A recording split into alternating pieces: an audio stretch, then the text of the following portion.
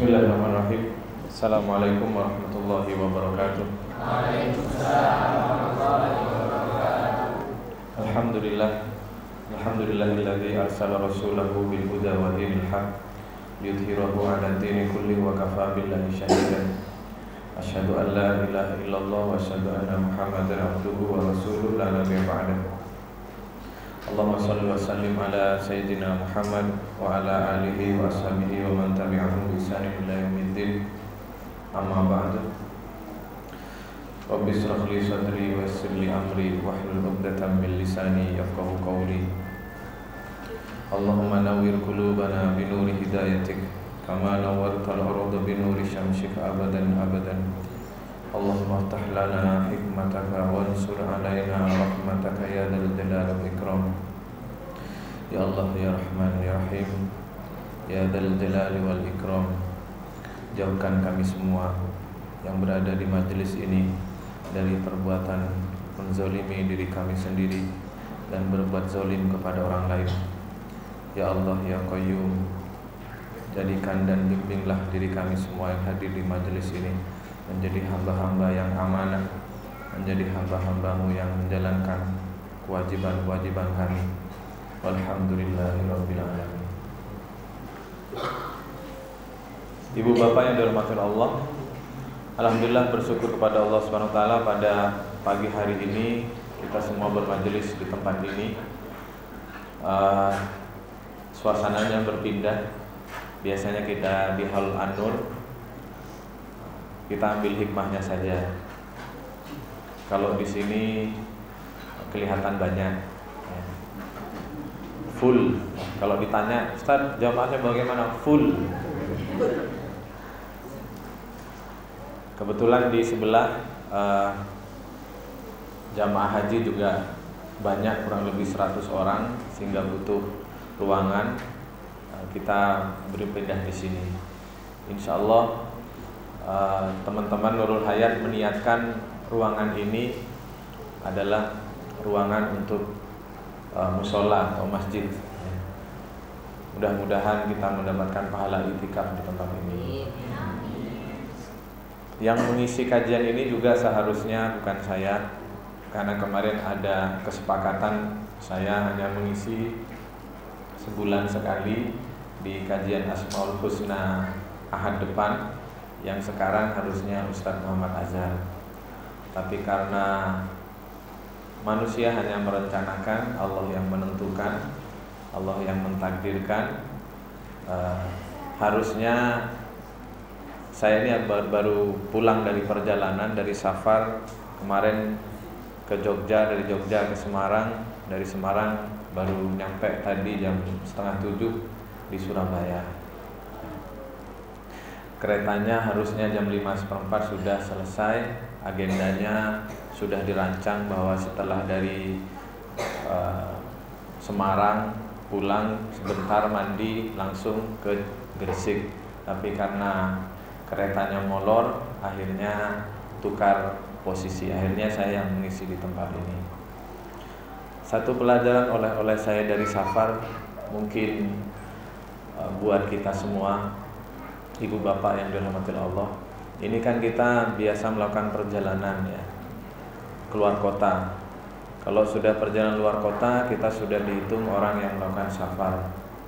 Terkadang kita lupa bahwa di safar itu ada satu keutamaan yang kadang kita lalai untuk meraih atau menjemput atau mengambil keutamaan dari safar tersebut.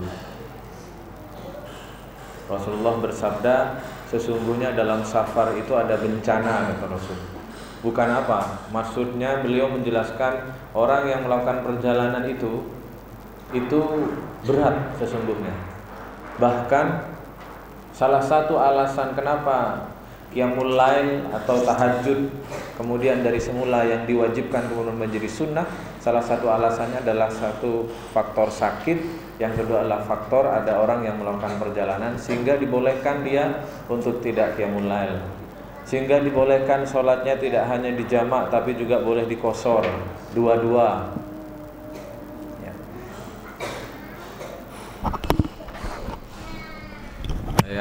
konferensi pers. Tinggal ini RCTI, SCTV tinggal satu lagi.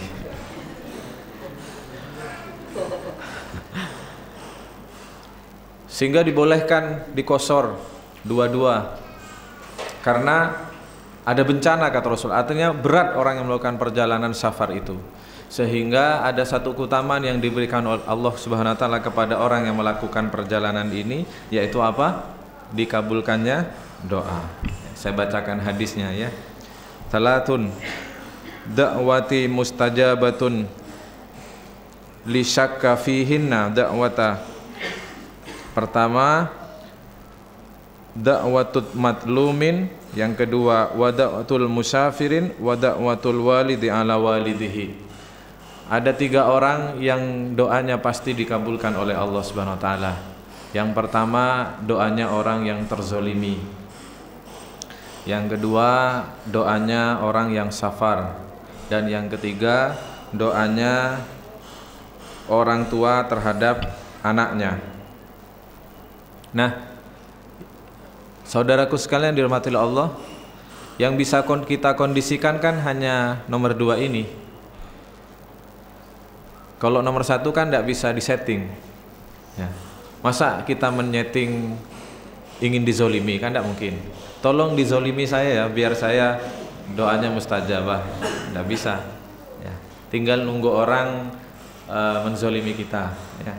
Tinggal takdirnya menzolimi kita. Di jalan, naik sepeda motor sudah hati-hati, diklakson banter-banter sama orang di belakang kita karena dikira kurang minggir. Tahu di jalan kita sudah sepeda motoran, hati-hati disalip sama sepeda motor, kebetulan ada genangan air, kita kecipratan. Nah, saat itulah doa kita mustajabah. Kalau guyonannya biasanya trending SMS, buat apa kita marah-marah ya? Kalau kena kecipratan begitu Bu, kena dizolimi begitu Bu, atau ibu-ibu didatangi temannya, jeng sampai lo cara ini dirasani, kemenyek, kakian model dan sebagainya. Tidak usah balas, kata teman saya. Langsung angkat kedua tangannya, langsung berdoa. Ya Allah, kulkas baru. Ya Allah,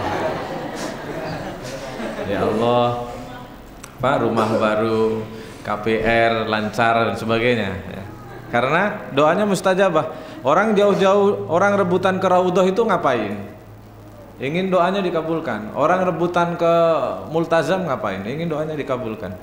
Nah, kezoliman seseorang kepada kita adalah salah satu setting Allah untuk membuat kita berdoa. Nah, kita tidak bisa men-setting. Yang bisa kita setting adalah safar, ibu-ibu sekalian. Lupa kadang kita hanya kadang berdoanya Bismillahi tawakkaltu ala Allah la hawla wala quwwata illa billahil aliyil azim. Bismillahi majreha mursaha ya. Inna rabbi laghafurur rahim ya.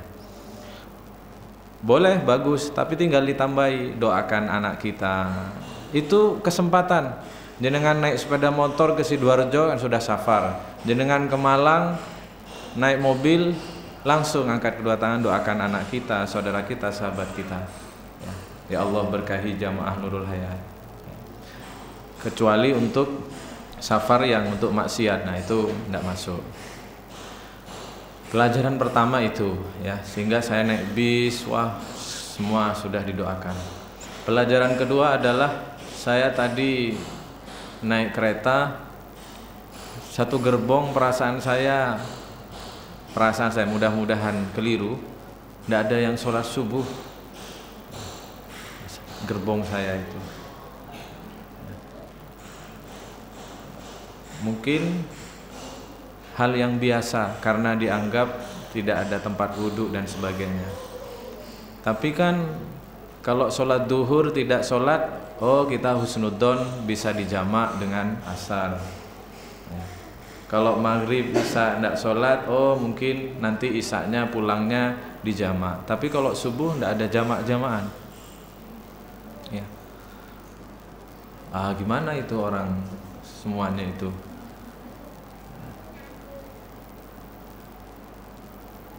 Di kereta boleh wudhu air, ada yang mengatakan boleh wudhu boleh tayamum. Silakan ikut yang mana? Saya tanya ke kiai saya, Yai Ahmad Nawawi boleh tayamum, karena tayamum itu boleh dilakukan kalau ya pertama tidak ada air, yang kedua ada air tapi air itu ada yang lebih dibutuhkan oleh orang lain. Contoh airnya sedikit untuk minum, maka tidak boleh dipakai. Airnya sedikit untuk membersihkan hajat, itu tidak boleh dipakai. Seperti itu. Atau ada air tapi kita punya penyakit, maka boleh tidak pakai air. Tadi saya mengamalkan apa yang dilakukan oleh memang ilmu itu luar biasa ya. Disampaikan oleh Ustadz Agung bahwa air hanya separuh gelas saja sudah bisa buat wudhu ya. Kan kalau kita ini wudhu kan tidak mantep kalau keran tidak diputer full gitu, cerot gitu. Padahal sedikit saja bisa ya. Terus sepatu tidak dilepas ya, khuf dibersihkan saja, diusap. Yang penting tidak najis ya. Seperti itu. Nah, jangan lupa sholatnya ditegakkan ya. Meskipun didapat keringanan safar kita, tapi jangan digampang-gampangkan. Baik, Ibu, Bapak dan santri semua yang dirahmati Allah, kali ini kita akan sama-sama mengkaji, merenungi hadis yang dikumpulkan oleh Imam Nawawi dalam kitab Riyadhus Shalihin. Insya Allah kalau tidak salah kita sudah masuk ke bab yang nomor 26 tentang haram melakukan perbuatan zolim.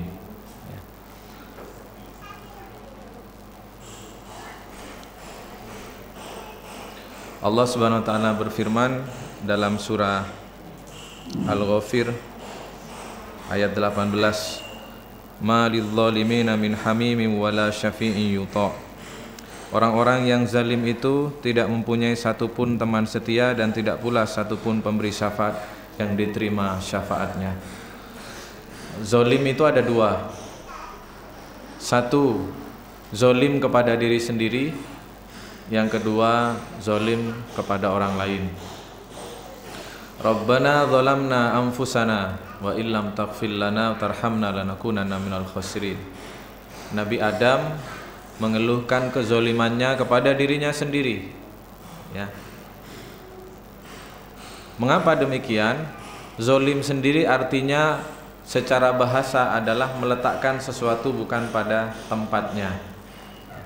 Yang seharusnya tempatnya di sini, oleh orang tersebut ditempatkan di tempat lain. Yang harusnya hukumnya begini, dia lakukan hukum yang lain, dia lakukan aturan yang lain. Maka itu disebut zolim. Nabi Adam dalam kasus ini adalah beliau hukum letaknya bahwa buah itu tidak boleh dimakan. Nabi Adam meletakkan hukum boleh dimakan, sehingga beliau menyebut dirinya zolim. Beliau juga menyebut dirinya zolim. Kenapa? Karena beliau dengan memakan buah itu, beliau sedang menyakiti dirinya sendiri, membuat susah dirinya sendiri ketika kelak di akhirat Allah memberi perhitungan. Seandainya Allah tidak menerima taubat beliau, maka Rabbana zalamna anfusana ya. Itu juga disampaikan oleh Nabi Musa ya. Rabbi inni zalamtu nafsi, Tuhanku sesungguhnya aku menzalimi diriku sendiri. Saat apa? Saat Nabi Musa mempertanyakan, ingin melihat Allah Subhanahu wa taala ya. Ingin melihat, ya Allah tunjukkan aku ingin melihat engkau. Maka itu roto, kalau bahasa Madura itu langka, tidak sopan ya, agak tidak sopan, sehingga hanya gara-gara keperucut pengen melihat Allah, Allah kemudian tunjukkan nurnya, lalu Nabi Musa semaput, pingsan. Bangkitnya beliau langsung, Rabbi inni zalamtu nafsi, ya Allah saya zalim kepada diri saya sendiri. Kenapa saya kok tidak sopan, pakai nanya-nanya pengen melihat engkau. Nah, itu zalim yang pertama. Jadi setiap dosa yang kita lakukan, sebenarnya kita tidak pernah mengambil hak Allah. Sebenarnya kita tidak pernah menzolimi Allah ya. Dalam kajian Asmaul Husna kita sudah bahas bahwa Allah tidak butuh sebenarnya sujud kita, tidak akan bertambah kemuliaan Allah dengan sholat kita, dan sebaliknya tidak akan berkurang kemuliaan Allah seandainya semua makhluk di dunia ini tidak ada yang sholat, tidak ada yang taat kepada Allah, tidak berkurang kemuliaan Allah Subhanahu wa taala. Sehingga kalau orang yang tidak sholat, sesungguhnya dia zolim kepada dirinya sendiri. Kalau ada orang yang tidak taat bermaksiat kepada Allah, dia zolim pada dirinya sendiri. Makanya kalau kita taubat, ibu-ibu sekalian, bapak-bapak, jadi kita nyebutnya selain istighfar, kita bilang pada diri sendiri, ya Allah, saya ini zolim pada diri saya sendiri, ya. Zolim, mengambil hak saya. Zolim itu mengambil hak yang bukan mestinya. Hak kita apa? Hak ruh kita ini adalah diselamatkan di surga.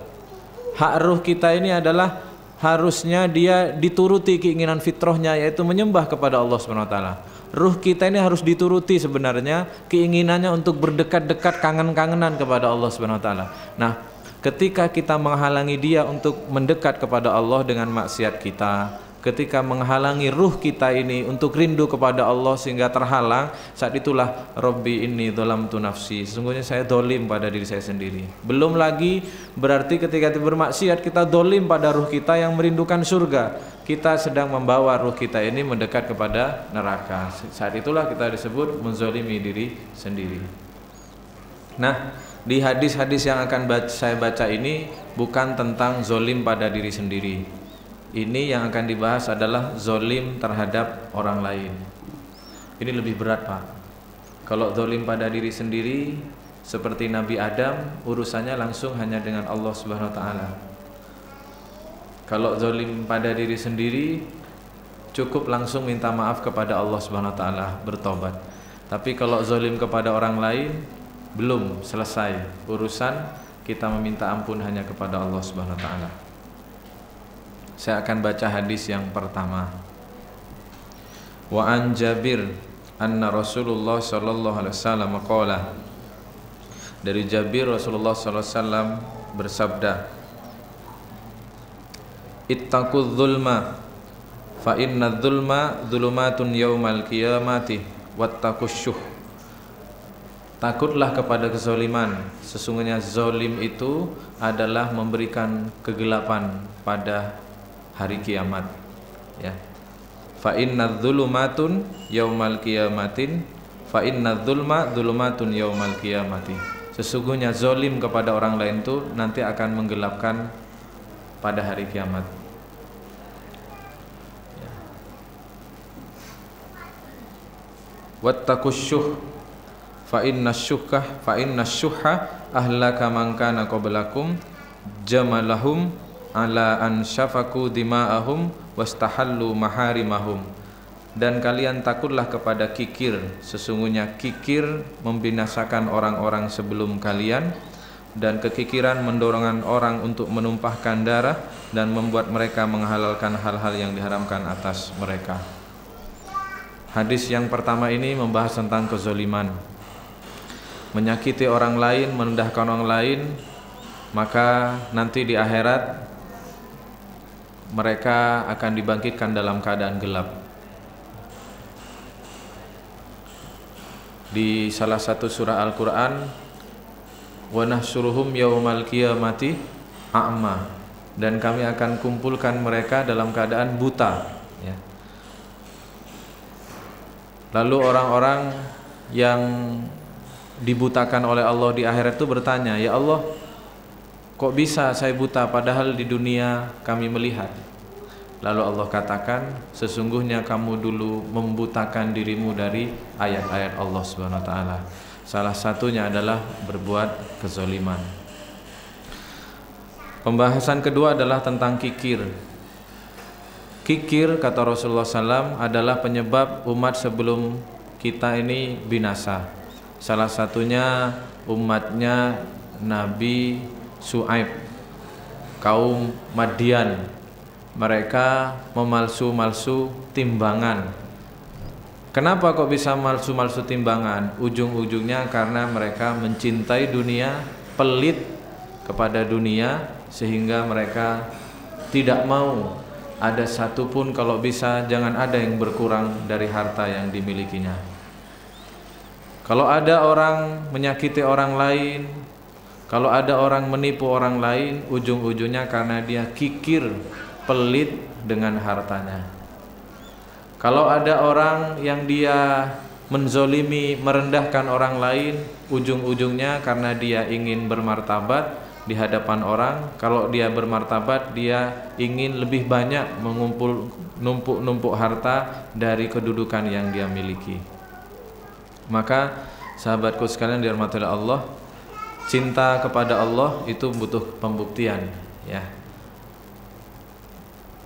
Cinta kepada Allah, bahwa Allah satu-satunya tujuan hidup kita, butuh pembuktian. Nah, salah satu pembuktian paling besar, paling kuat itu adalah sedekah, adalah berbagi, mengeluarkan harta-harta kita. Karena pesaing kita dengan Allah ini, pesaing yang kita buat kadang tanpa sadar, itu adalah harta. Saya enggak mengatakan kita harus miskin, tapi yang dermawan, Allah kasih rizki berapa, yaitulah yang kita keluarkan. Liyunfik at-Tolak ayat 7 kalau tidak salah. Liyunfik dzu sya'atin min sya'atih. Dan hendaklah setiap orang itu menginfakkan dari kemampuannya. Wa man qudira alaihi rizquhu falyunfik mimma atahullah. Barang siapa yang Allah batasi rizkinya, tetap saja oleh Allah. Apakah boleh tidak berinfak? Tidak. Falyunfik fima atahullah. Maka berinfaklah sesuai dengan kemampuannya. Kalau kita pendapatan 1 juta, berinfak sesuai kemampuan pendapatan 1 juta. Pendapatan 10 juta, berinfak sesuai dengan pendapatan 10 juta. Tidak ada sama sekali pembolehan atau Allah memberikan kewajaran kalau kita tidak berinfak gara-gara kita rezekinya sedikit. Wa man qudira alaihi rizquhu falyunfik fima atahullah. Kalau Allah sempitkan rezekinya, maka keluarkan rezekinya dari sekemampuan yang Allah berikan kepadanya. Kita punya berapa, kita keluarkan. Makanya kemarin yang ikut Ustadz Syekh Ali Jabir, sudah praktek sedekah subuh belum? Sudah? Sudah merasakan manfaatnya? Masya Allah, ya. Punya uang 1.000 setiap hari, masukkan 1.000. Punya 2.000, 2.000. Punya 5.000, 5.000. Nggak usah mikir terhadap sedekah itu, Pak. Keluarkan saja. Ada berapa di kantong, keluarkan. Ada berapa di kantong, keluarkan. Ya, nggak usah banyak-banyak, nggak usah semuanya, ya. Tapi jangan terlalu terhadap harta itu, jangan terlalu ngegem, jangan terlalu memeluk terhadap harta itu. Karena nanti kita akan mendapatkan akibatnya ketika Allah uji dengan kehilangan harta, ya. Orang yang tidak biasa mengeluarkan sedekahnya, pasti hukuman terbesarnya adalah dia akan kepikiran terus. Istighfarnya tidak sampai nyentuh ke hati. Renungannya tidak sampai ke dalam hati ketika hari-harinya diisi dengan pelit, kikir, tidak mau mengeluarkan hartanya. Sudah, bagikan saja. Termasuk bukan hanya sedekah, Bapak Ibu sekalian, kita juga jangan terlalu kikir dalam hal urusan nafkah. Rumah ternyata bocor, asbesnya kejatuhan kucing misalkan, pecah. Ya, waktunya renovasi keluarkan. Waduh, emang deh kadung nabung. Kan Allah yang kasih uangnya, juga yang ngasih takdir itu, jebol itu juga Allah. Sudah, keluarkan, Bang, episodenya begitu. Nabung sudah, mau beli sepeda motor, adik sakit, harus keluar biaya ke rumah sakit. Aduh, emang sudah, keluarkan saja. 2 juta sudah habis. Nanti cari lagi, Allah kasih lagi nanti. Nggak usah mikir, aduh, kenapa? Toh juga begitu kita harus mengeluarkan. Buat apa eman-eman, pahalanya ndak ada. Mobil ketabrak, waktunya masuk bengkel, keluar uang 2.900.000, sudah waktunya. Ini pengalaman pribadi, Pak, Bu, ya. Kemarin ke bengkel, Pak saya pasrah, saya pikir hanya sedikit rusaknya, kena 2.900.000. Aduh. Kadang ada perasaan itu lebih enak, lebih ikhlas bersedekah daripada untuk biaya-biaya seperti itu. Padahal sama saja sebenarnya. Itu kan juga takdir Allah. Mengeluhkan, memberati itu juga hakikatnya agak kurang sopan, mengeluhkan takdir Allah. Sudah waktunya keluar, memang rezekinya Pak Bengkel, ya sudah ya. Coba kalau ndak ada rusak mobil, ndak ada rezeki buat Pak Bengkel ya. Kalau ndak ada orang sakit, ndak ada rezeki buat Pak Dokter. Siapa yang nanti menghidupi Pak Dokter buat beli Pajero kalau bukan kita yang sakit? Ya.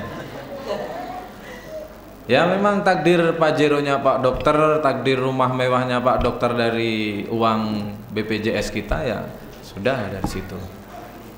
Memang kalau kita lihat sempurna Allah Bapak Ibu sekalian ya. Asbes rusak itu memang rezekinya tukang asbes ya.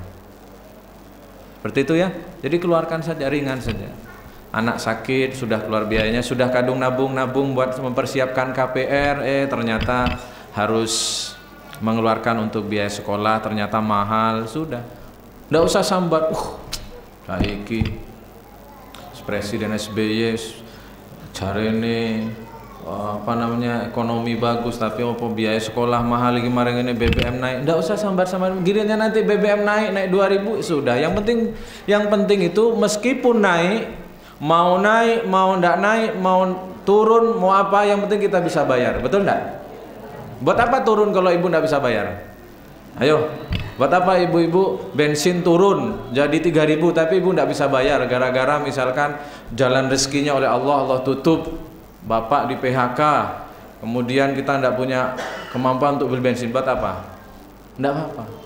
Buktinya bensin naik terus sampai sekarang kita masih hidup. Ya, kita sambut, wah turunkan BBM nanti bagaimana rakyat? Ternyata kita masih hidup sampai sekarang, gemuk-gemuk seperti ini. Ya, jadi tidak usah terlalu risau dengan BBM juga ya. Masya Allah dibatas-batasi gara-gara Pak Jokowi naikkan BBM, kan tidak mungkin Bu ya. Masa Allah, Pak nanti rezeki saya berkurang Pak, kalau biasanya habis BBM per bulan 100.000, tapi ini kalau naik 2.000 berarti hitung-hitungannya naik sekian persen Pak. Masa Allah dibatasi gara-gara seperti itu ya? Tidak kan ya Bu ya. Dulu kita belum bisa kerja juga Allah tidak bisa dibatasi gara-gara kita tidak bisa kerja. Contoh waktu kita bayi, kita belum bisa kerja, Allah tidak terhalang meskipun kita belum bisa kerja untuk memberikan rezekinya. Serot mimik susu sudah ya, disuapi sama orang tua kita. Nanti juga begitu, ibu-ibu yang sudah sepuh, bapak-bapak yang sudah sepuh ya. Misalkan terus masuk rumah sakit opname, kalau sudah masih rezekinya masih saja ada yang ngantar, suster ngantar makanan ke kita ya. Bahwa nanti itu urusan bayar, urusan lain. Bahwa hari itu rezeki kita, makan tidak bisa, mulut sudah tidak bisa digerakkan. Kalau memang masih rezekinya, infus yang masuk ya.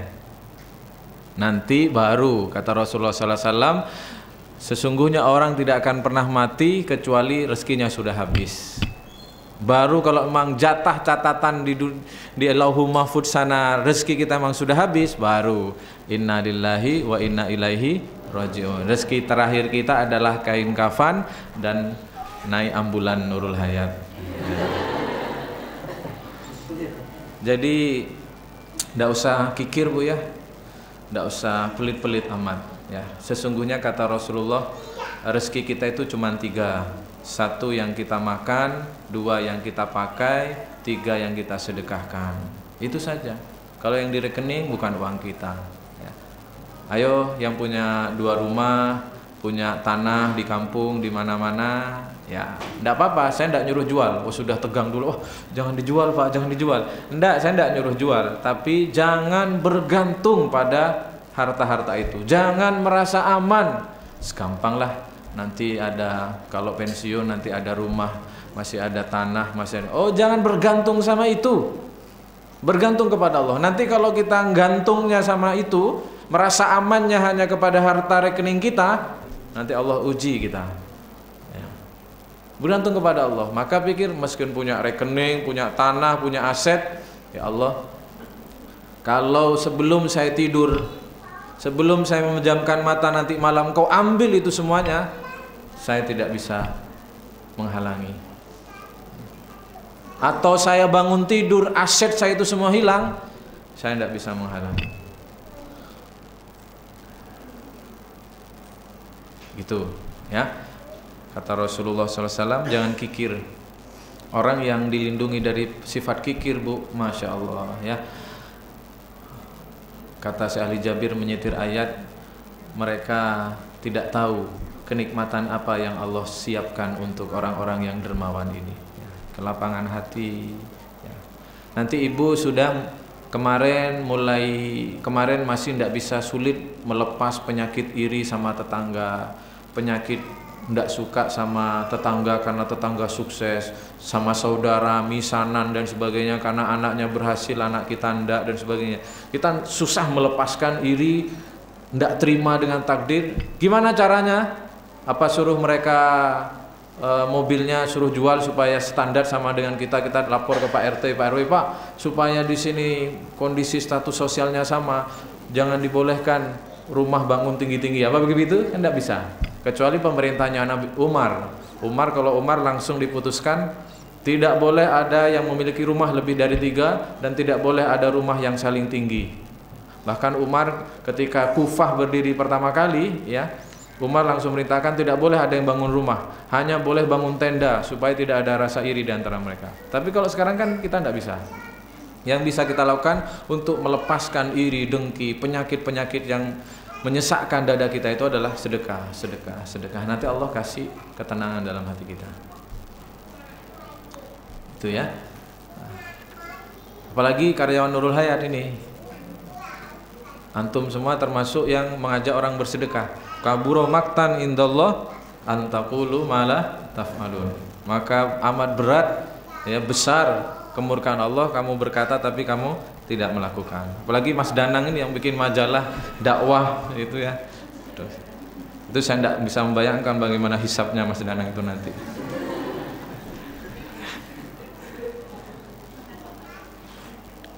Baik, hadis berikutnya mari kita ikuti bersama. Wa an Abi Hurairah anna Rasulullah sallallahu alaihi wasallam qala la tu'addunnal huquqa ila ahliha yaumal qiyamah hatta yuqada lisyatil jalha'i minasyatil farna'i. Tidak ada sesungguhnya pada hari kiamat semua orang akan dipaksa mengembalikan semua hak yang dirampasnya kepada yang berhak. Bahkan seekor kambing yang tidak bertanduk juga akan diberi hak untuk membalas kepada kambing yang bertanduk yang pernah menanduknya. Kambing yang pernah nanduk suruh minta pertanggungjawaban ya. Itu kambing, Pak. Bagaimana dengan manusia? Jilbab yang tidak dikembalikan, pinjem ya. Itu nanti di akhirat suruh kembalikan. Mukena masuk masjid dipakai, dibawa dibungkus masukkan tas pulang, itu diminta. Dulu kita SMA pinjem setipu tidak dikembalikan.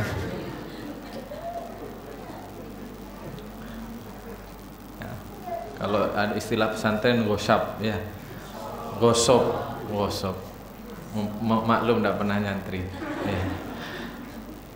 Pinjem bolpen tidak dikembalikan, bolpen kantor kebawa ke rumah, aduh ya, itu harus coba dilihat, dicek itu ya, di rumah itu jilbabnya siapa, ini perasaan tidak pernah beli jilbab semahal ini ya, kok ada jilbab kayak begini ya, kopiah, sandal, buku, semua dicek ya, ketoan kuku, semuanya ya. Karena semua akan dimintai pertanggungjawaban. Ini serius ibu bapak ya. Kalau kita maaf bahasanya zolim pada diri kita sendiri atau menzolimi, mengambil hak Allah, Allah masih mau menerima taubat kita. Tapi kalau ada suatu hak orang lain yang kita ambil, gimana? Harus kita kembalikan. Dan ini ya, Pak kalau lupa bagaimana? Ini saya antisipasi, paling nanti ada yang tanya begitu. Pak kalau lupa bagaimana? Sudah pinjem punya teman, tetangga, tapi lupa kembalikan. Pengalaman saya sebenarnya ada satu waktu kalau kita misalkan kita pinjem sesuatu atau bawa punya teman ya, terus kita lupa, ada satu waktu di mana kita itu ingat, sebenarnya diingatkan oleh Allah, tapi kemudian kita ngentengkan, oh iya ya punyanya itu belum dikembalikan, tapi engko ayolah. Nah saat itulah jatuh bahwa lupa itu bukan alasan, karena kadang kita oleh Allah itu dikasih ingat, cuman kita saja yang ngentengkan. Betul enggak? Betul. Pernah oh iya sih. Nah, kayak sekarang saya tadi bahas tentang apa saja di rumah, kita pasti ingat ini ya. Tapi ada yang tipe ya Allah ada. Aduh. Itu kan mobil punya tetangga belum dikembalikan misalkan ya. Aduh, kalau mobil terlalu besar ya. Ini saya ingat ada teman saya sopir driver Akikoh itu kok bisa ya. Mobil ketinggalan, Pak. Jadi ngambil masakan ke dapur Akikoh Nurul Hayat dari sini, dari kantor ke tempat dapur. Dia berangkat ngirim ke rumahnya customer pakai taksi, Bu. Dia lupa bahwa dia bawa mobil tadi. Mobil itu sebenarnya harusnya buat ngirim itu. Dia lupa. Baru ingat ketika kembali kantor, kita ditanya sama teman-temannya, "Loh, Mas, mana mobilnya?" Masya Allah, lupa ada di mobil sebesar itu, lupa ya.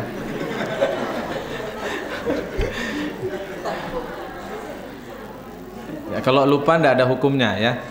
Orang lupa itu apa? Ada 3 orang yang tidak dihukumi oleh Allah Subhanahu Wa Taala. Pertama orang lupa. Yang kedua orang mabuk. Orang tidur. Ya. Kemudian yang ketiga apa? Orang gila. Jadi mumpung lupa, Anda boleh berbuat semau Anda. Ya. Nah, misalkan kita ingat sekarang, tipe yang sekarang, ada sendok tetangga rek, kemarin habis ini belum dikembalikan. Nah, sudah dia ingat-ingat terus, pulang langsung kembalikan. Ada yang, nanti sajalah.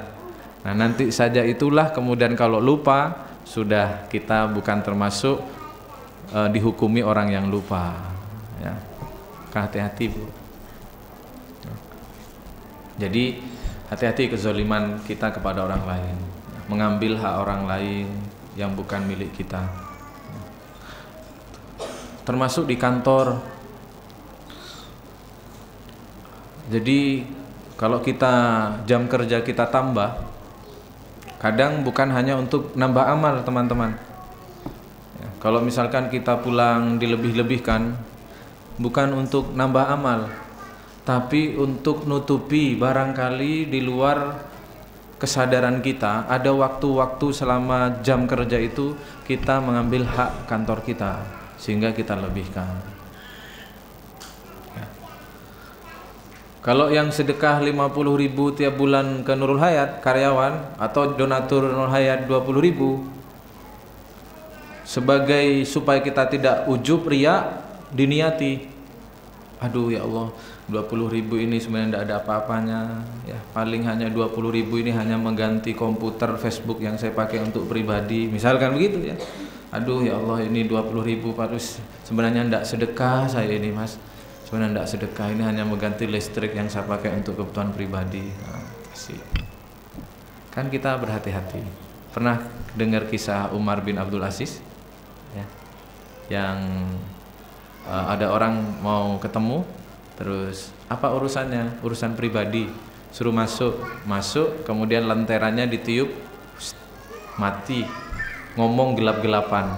Ditanya, kenapa Khalifah engkau mematikan lenteranya? Karena lentera ini dipakai dari uang rakyat, sedangkan kita hari ini berbicara untuk urusan pribadi. Aku takut mengambil hak rakyat. Masya Allah. Ini termasuk saya ya. Semua gedung fasilitas ini adalah sumbangan ibu-ibu, bapak-bapak donatur. Kita harus berhati-hati memanfaatkannya. menjaga, tidak merawat sebaik mungkin, itu termasuk kita ada agak zolim kalau kita tidak ada ikhtiar untuk merawat, menjaga, ya, bagaimana supaya tidak rusak dan sebagainya.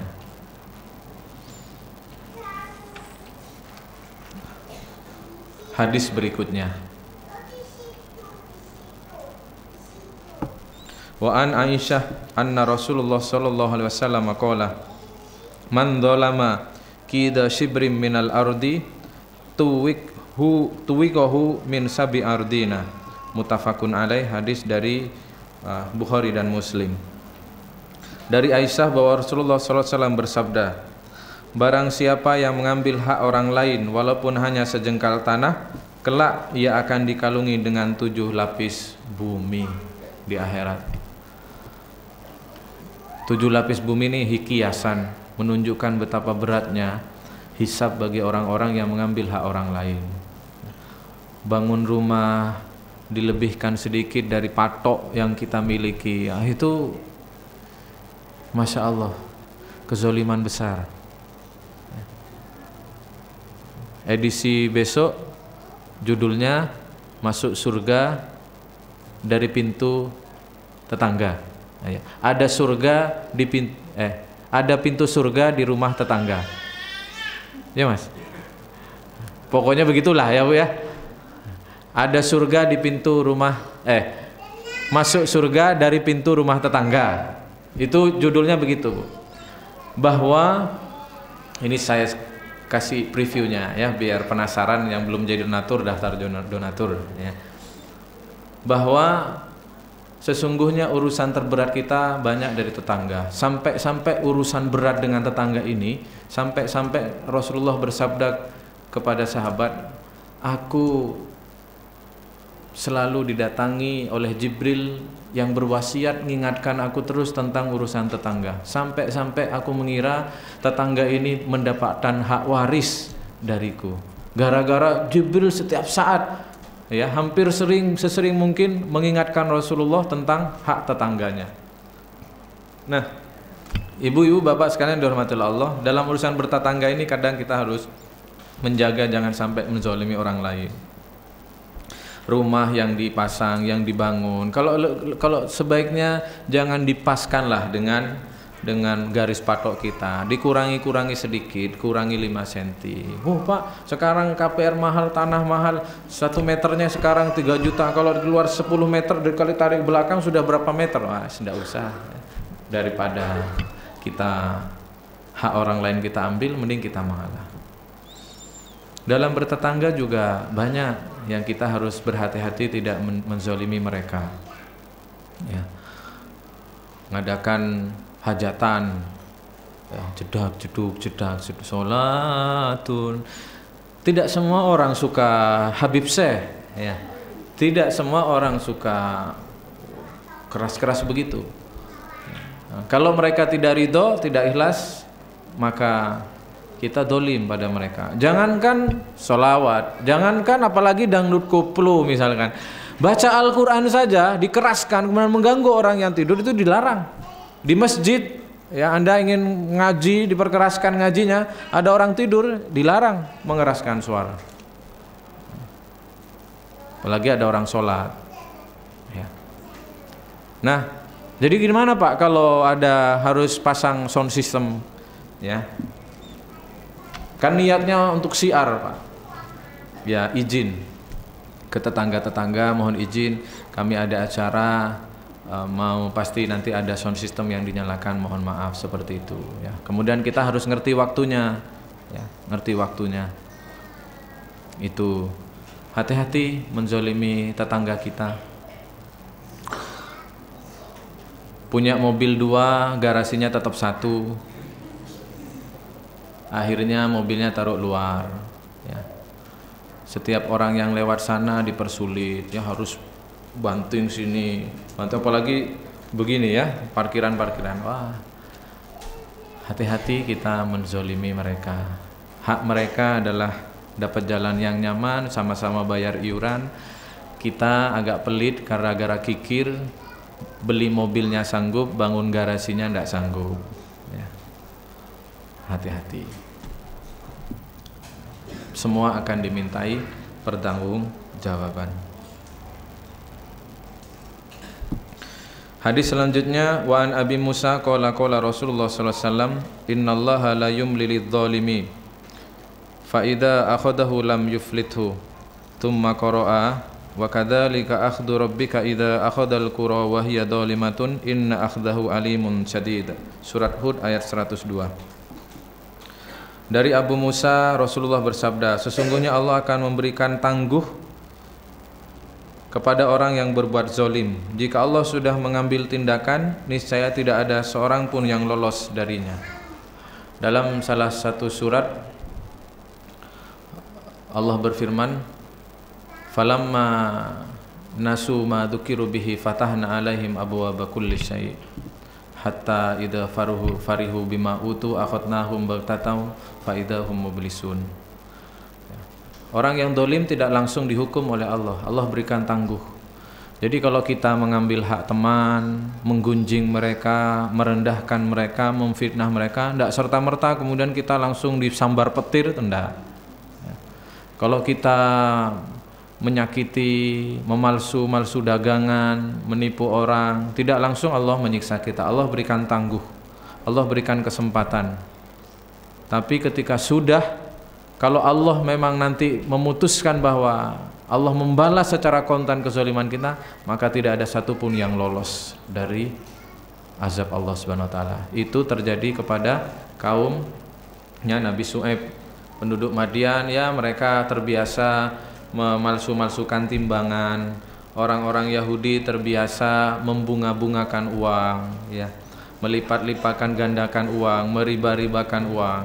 Allah biarkan, tapi kalau Allah sudah menentukan waktunya harus dibinasakan gara-gara kezalimannya, maka tidak ada satupun yang lolos.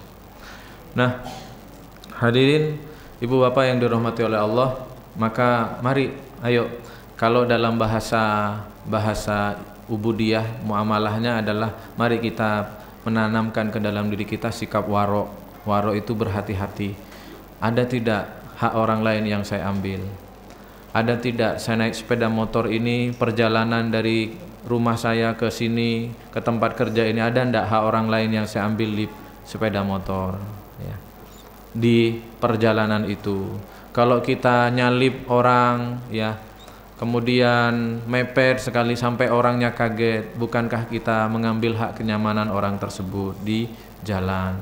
Kalau kita balbel terus padahal lampu merah masih, bukankah kita mengambil hak orang lain di jalan?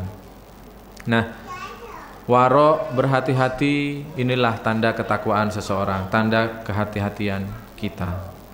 Mudah-mudahan kita semua dijauhkan dari sikap zalim, ya.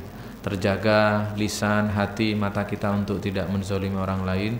Karena tahukah engkau siapa orang yang bangkrut, kata Rasulullah SAW? Para sahabat menjawab, orang yang bangkrut adalah mereka yang berdagang kemudian rugi. Rasulullah menjawab, orang yang bangkrut adalah nanti yang di hari kiamat dia datang dengan setumpuk amalnya, lalu dia hampir saja masuk surga, kemudian didatangkan orang yang pernah dizolimi oleh dia, sehingga orang itu menuntut ini dan itu kepada orang yang membawa amalan-amalan ahli surga ini, lalu diambillah amalannya itu, diserahkan kepada orang tersebut. Akan ada cerita di majalah diilustrasikan, akan ada cerita ada orang yang bangga dengan sholatnya, tahajudnya, wis ini masuk surga kayaknya ini. Kalau dari tayangannya kan episodenya episode tahajud, nangis, episode sedekah, episode saum, episode nyayang anak dan sebagainya. Wah, sudah pede masuk surga. Ternyata didatangkan oleh Allah orang yang terzolimi, orang yang rumahnya dimakan, orang yang pernah kita bentak tanpa kesalahan, orang yang pernah kita sakiti, orang yang pernah kita ambil hartanya, turunkan, kita rendahkan kehormatannya, lalu dituntut, maka kemudian amal tahajud kita terbang. Loh, kok pindah masuk ke dia. Ada lagi, ada ya Allah, tuntut lagi. Loh, sedekahnya, zakat kita sudah kadung mengeluarkan 1 miliar zakatnya diambil. ambil sampai kata Rasulullah, kalau masih ada sisa orang yang dia zolimi sementara tabungan pahalanya sudah habis, maka dosanya yang ditransfer. Loh, saya kok kemasukan dosa maksiat? Loh, kok saya dimasuki dosa mencuri? Dimasuki dosa-dosa orang yang kita zolimi. Nauzubillah min dzalik. Ya, itu orang yang bangkrut kata Rasulullah SAW. Ada pertanyaan?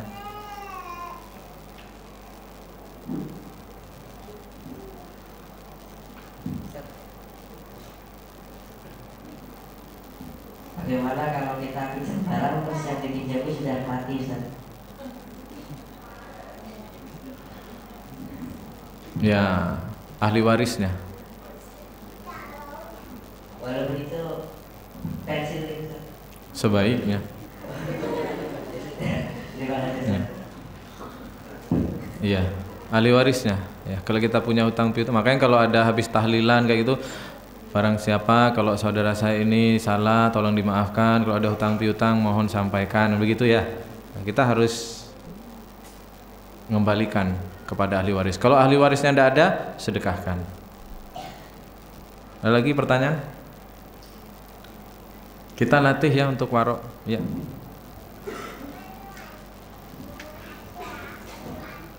Assalamualaikum warahmatullahi wabarakatuh. Ini mau tanya tentang ini, misalnya ada orang yang menzalimi kita gitu ya, mungkin karena kasihan suaranya mengganggu kita gitu ya. Tapi orang itu terus minta maaf ke kita gitu ya. Tapi kita masih cuekin dia gitu ya. Apakah tindakan kita itu termasuk zalim? Dan dia yang minta kita maaf tadi, mungkin secara lisan sudah kita maafkan gitu ya. Apakah dia, tapi dia di kita itu masih jengkel gitu ya. Apakah dia itu di dalam dosanya dan dalam besar gitu ya. Masih. Ada sebuah hadis dari Rasulullah SAW, jangan mempersulit saudaramu jangan engkau larang saudaramu meletakkan kayu-kayu bakarnya di dinding rumahmu. Ya. Artinya dalam hadis ini ada hal-hal di mana kita ini diminta untuk melapangkan. Contoh, kalau kita sebagai tetangga yang baik, jangan hanya menuntut, misalkan jangan dilarang. Memang hadisnya tidak beriman bagi mereka yang sahabatnya, saudaranya mencium baunya itu, bau asap makanannya, sementara dia tidak mendapatkan. Tapi kita jangan berhadis dengan itu, jangan menuntut. Gak beriman itu, mosok kene kayak ambune tok misalnya. Gak beriman itu, mosok kene kayak suarane tok, gak ono tampasane belas misalnya. Nah, Rasulullah dalam sudut pandang yang lain juga menyerukan bagi mereka yang merasa terzolimi. Rasul menyampaikan, jangan engkau larang tetanggamu meletakkan kayu bakarnya di dinding-dinding rumahmu. Maka saran saya, kita berlapang dada kepada mereka. Kalau ada hak ketenangan kita ambil, kalau kita maafkan, insya Allah itu lebih baik. Di hadis lain kalau tidak salah saya ingat ya, bagaimana ada seorang yang di akhirat mau dimasukkan ke neraka, Ustadz, karena dia menzolimi saudaranya. Lalu saudara yang menzolimi ini kemudian, tidak ya Allah, saya maafkan dia, saya maafkan dia, saya maafkan dia. Akhirnya yang mau dimasukkan ke neraka ini akhirnya tidak jadi masuk neraka. Sedangkan yang memaafkan ini akhirnya amalnya ditambah karena mau memaafkan orang yang menzolimi dia. Sampai-sampai Allah tersenyum melihat kedua orang ini, saking saling membelanya. Seperti itu. Jadi insya Allah keringanan kita terhadap yang mereka lakukan, insya Allah menambah amal baik buat kita. Seperti itu. Jadi gitu ya sebaiknya. Ya, Ustadzah. Waalaikumsalam.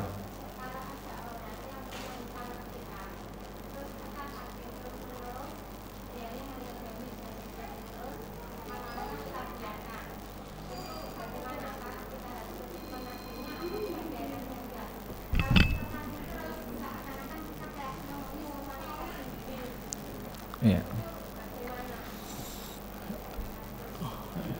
Hutang adalah hak kita, ya. Menagih adalah hak kita. Hanya saya ingin mengajak untuk kita tidak hanya berbicara hukum bahwa itu adalah hak kita ya. Tidak kembalinya uang itu, ini saya bisa menjiwai karena kita sama ya.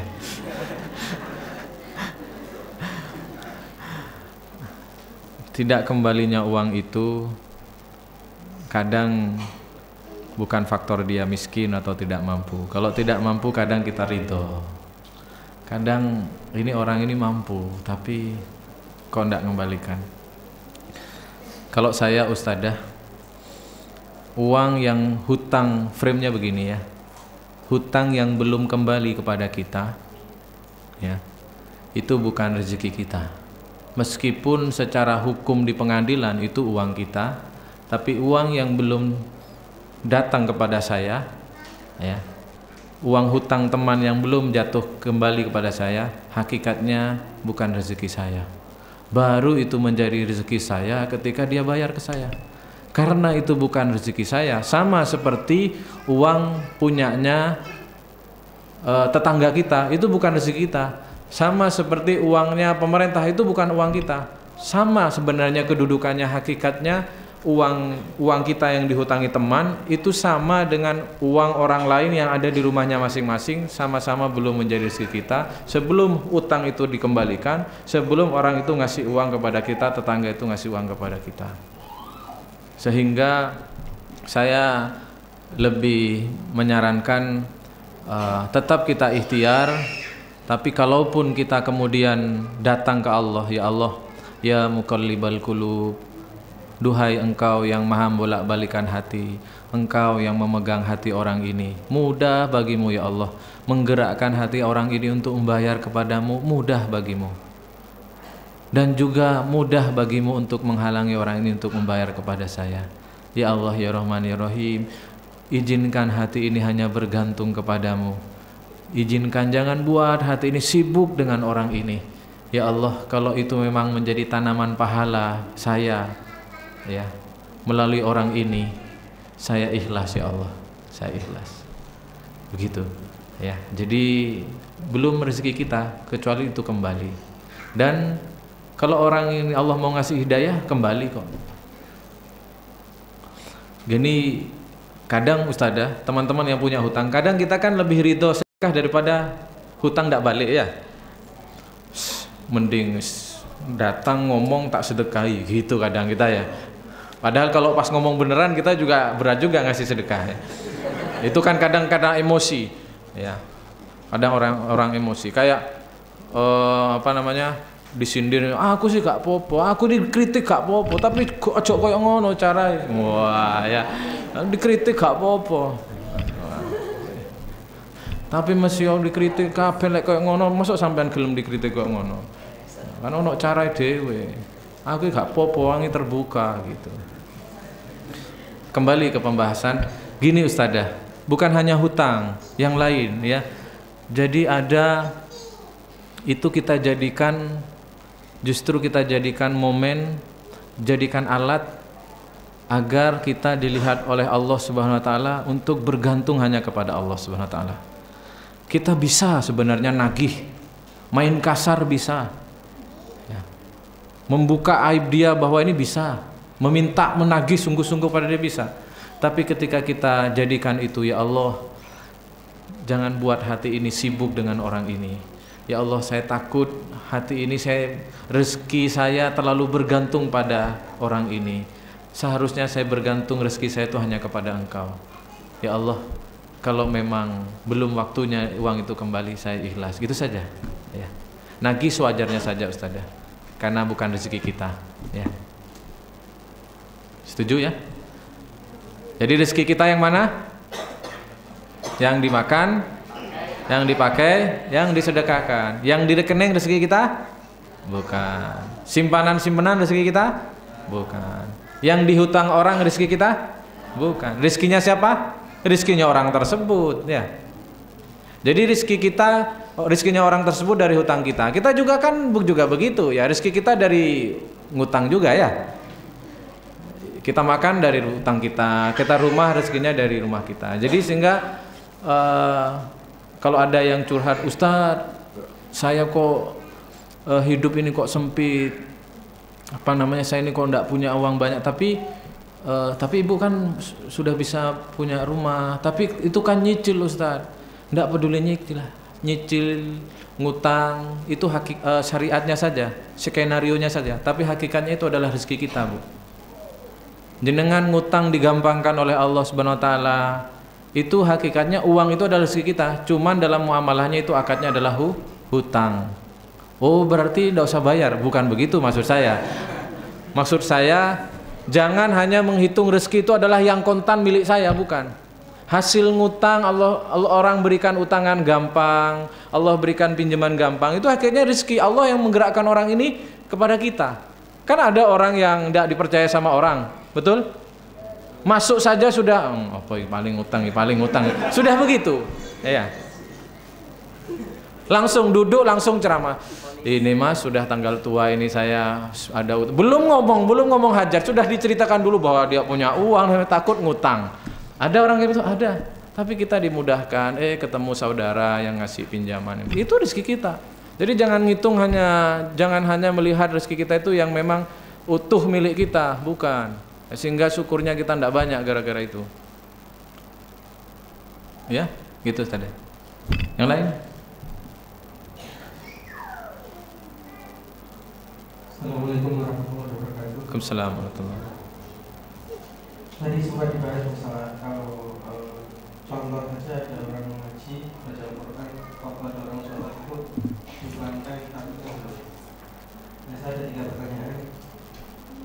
Di masjid-masjid menggunakan pengeras suara untuk saya ngajar untuk ujian, saya bertanya kenapa harus pakai pengeras suara? Alasannya adalah syiar. Di suatu tempat ada beberapa orang non-muslim di tempat tersebut yang merasa terganggu waktu adanya ujian atau pengajian yang dikeraskan melalui pengeras suara. Pertanyaan pertama, apakah kita termasuk zalim ke teman atau saudara yang non-muslim atau tetangga yang non-muslim? Yang kedua, untuk ada tempat beribadah yang saya baru menggunakan pengeras suara, sebenarnya pengeras suaranya itu suaranya kurang seni alias kalau didengarkan memukikkan telinga, tapi isinya tetap pengajian dan ujian-ujian. Sedangkan kaum muslim sekitarnya juga merasakan terganggu. Apakah itu termasuk dolim juga? Yang ketiga, apabila termasuk dolim, siapakah yang bertanggung jawab akan kedoliman tersebut? Itu aja. Terima kasih Ustaz. Waalaikumsalam warahmatullahi wabarakatuh. Satu, memahami dolim tidak itu kita lihat urf atau keumuman, ya, keumuman di suatu tempat. Contoh, sudah terbiasa di kampung tersebut jendang jedar jedur, kalau hitanan itu sudah biasa, ya. Dan semua masing-masing sudah biasa.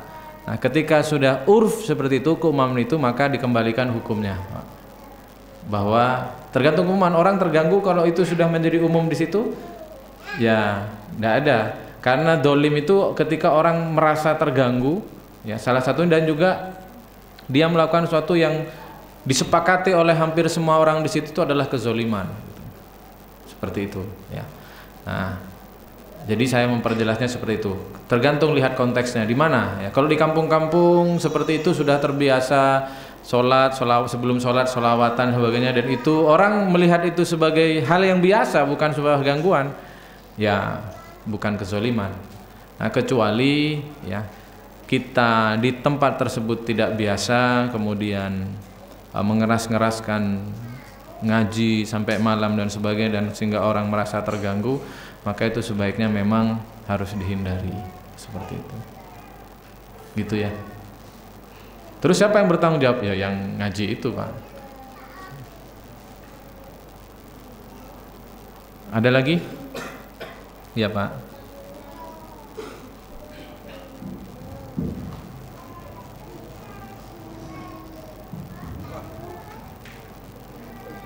Assalamualaikum warahmatullahi wabarakatuh. Tadi tentang masalah WhatsApp yang ingin saya tanyakan, kebetulan di tempat kerja saya banyak yang saya terima masalah WhatsApp itu. tiap bulan saya mendapat jatah pulsa untuk menghubungi customer. Padahal pulsa itu kadang-kadang masih sisa banyak, sisa pulsa yang saya dapat dari kantor itu, atau karena di tempat saya kebetulan bagian kerja saya itu saya punya waktu yang longgar dan saya juga diberi akses bebas untuk internet, jadi saya gunakan untuk download kajian atau film, ya pokoknya untuk kepentingan pribadi. Terus satu lagi, saya juga pernah meminjam buku teman. Kemudian waktu ingin saya kembalikan, teman itu sudah tidak, dan saya tidak tahu rumahnya di mana, mengenai masalah buku, terus masalah data pulsa dan akses internet yang saya terima berkaitan dengan proses itu. Saya juga ingin sebenarnya untuk mengganti, katakanlah mengganti akses internet itu berapa biayanya. Itu kadang-kadang saya inginnya berangkat kerja agak pagi atau pulang agak terlambat.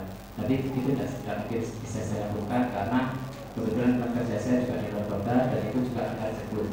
Jadi otomatis berangkat dan pulang itu harus bersama-sama dengan rekan saya kerja itu. Mana solusinya? Nah, assalamualaikum warahmatullahi wabarakatuh. Waalaikumsalam warahmatullahi wabarakatuh. Pertama kita minta keridhaan siapa yang pemegang hak di situ, Pak. Minta ridho kepada pemimpin atau siapa, seperti itu, ya. Nah, kan ada penanggung jawabnya, ya, penanggung jawab operasional atau siapa yang membiayai itu, minta ke izinnya, Pak, ini kalau lebih saya pakai bagaimana? Oh jangan Mas, jangan. Oh kalau jangan berarti harus tidak boleh kita ambil. Tapi Pak ini saya sulit untuk memilah-milah, kadang ada sisa tidak dipakai, ya kita minta keridhaan Pak. Itu yang kami lakukan dulu, ya. Kami lakukan dulu kepada petugas FR kami, ya. Jadi gitu Pak, ya. Nggih. Kenapa? Sudah? Ya pernah saya utarakan ke bagian yang HRD. Saya jatah pulsa atau akses internet, itu kata mereka ya manfaatkan aja karena itu memang sudah jatahnya. Oh ya enggak apa-apa. Sama kayak saya dulu. Dulu saya agak keras ke karyawan. Karyawan enggak boleh buka internet untuk kepentingan pribadi di jam kerja. Ini kan dosa semua, Pak. Wah, banyak berdosa bisa jadi, ya. Tapi akhirnya ya Allah, kenapa saya memberatkan? Ya sudah, bolehlah, tapi jangan berlebihan, ya, karena kasihan, ya. Karena dosa atau enggak itu kan tergantung kita meridhoi apa enggak. Nah kalau Bapak sudah dapat ridho dari situ, ya sudah, enggak apa-apa, seperti itu. Kan kadang Bu, ya sudah diomongin bolak-balik gak iso, ya, karena harus buka toko bagus lah, jilbab cantik lah dan sebagainya. Kalau saya tetapkan misalkan karena hukum Allah itu ada yang tergantung hukum manusia, Pak, ya. Ada yang hukum dari Al-Qur'an yang harus kita ikuti dan ada hukum muamalah yang harus kita ikuti. Mana ini dalilnya di Al-Qur'an? Tidak ada, tapi ketika dari tempat tersebut memberikan hukum, kita diberikan hak di situ, kemudian kita diberikan kewajiban, maka sama kedudukannya di hadapan Allah. Kalau ada yang dilanggar berarti kita zolim. Contoh, misalkan saya memberi kepada karyawan tidak boleh menerima telepon pada jam kerja. Kalau ada yang menerima telepon, dia melanggar aturan, dia zolim bahasanya. Tapi kan kita harus longgar, seperti itu. Nah inilah hadis terakhir yang saya bacakan, ya. Ada lagi pertanyaan sebelum saya baca hadis terakhir? Gitu Pak, ya. Kalau yang penting diridhoi tidak masalah. Tidak ada? Saya baca hadis terakhir. Saya langsung terjemahnya saja, saya gambarkan saja. Suatu ketika Rasulullah mengirimkan para sahabat-sahabat untuk mengambil harta zakat. Datang menyebar ke Yaman, ke negeri-negeri, datang satu orang. Ketika mereka datang dengan membawa harta zakat, ada onta, ada kambing, ada barang dagangan, ada emas, semuanya datang kepada Rasulullah. Lalu orang ini, ya, namanya Lutbiyah. Kalau punya anak jangan dikasih nama Lutbiyah, ya. namanya Lutbiyah. Dia datang kepada Rasulullah lalu berkata, "Ya Rasul, ini zakat yang saya ambil, ini hadiah buat saya. Ini zakat yang saya ambil, ini saya dapat oleh-oleh dari orangnya itu kepada saya." Rasulullah langsung memerah wajah beliau. Lalu beliau naik ke atas mimbar. Lalu beliau bersabda, demi Allah, wallahi, ada seseorang yang berkata, ini untukku, ini untukmu. Padahal seandainya dia duduk saja di rumah ibunya sendiri, apakah dia akan mendapatkan apa yang dia miliki itu? Seandainya dia duduk saja di rumahnya, apakah dia akan mendapatkan itu? Sungguh, kata Rasulullah SAW, kelak di akhirat setiap orang akan memikul apa saja yang bukan menjadi haknya. Sungguh demi Allah, aku tidak ingin di antara kalian ada yang memikul onta, ada yang memikul sapi, ada yang memikul kambing yang mengembik, kata Rasulullah SAW. Nah, ibu bapak sekalian, hadis ini sering terjadi. Kalau bagian purchasing, bagian pembelian, belanja, dapat bonus. Mas, ini buat sampean. Mas Haris, iki ono sound speaker buat sampean. Beliau kan purchasing. Mas Haris datang kepada saya, Pak, saya belikan laptopnya sudah, ini hadiah flash disk buat saya dari orangnya. Maka kalau seperti Rasulullah, saya naik ke atas mimbar, demi Allah, seandainya ente tidak jadi bagian purchasing, ente di rumah saja, apakah sampean dapat flash disk? Ya. Ini harus hati-hati kita. Jadi kalau ada tambahan-tambahan dari pembelian itu, kembalikan, itu haknya perusahaan kita.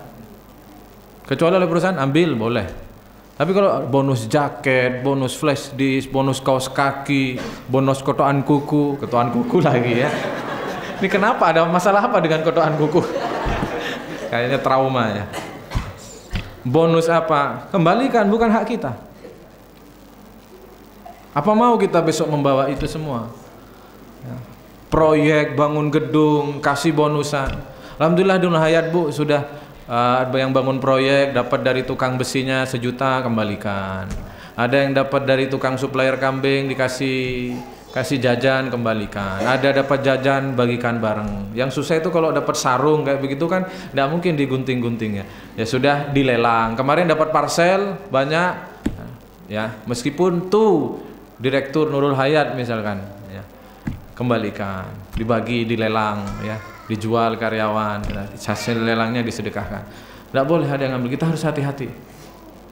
Bahkan dulu ya, ada direktur kami ya, menjahitkan ke tukang penjahit, kemudian dikasih bonus celana.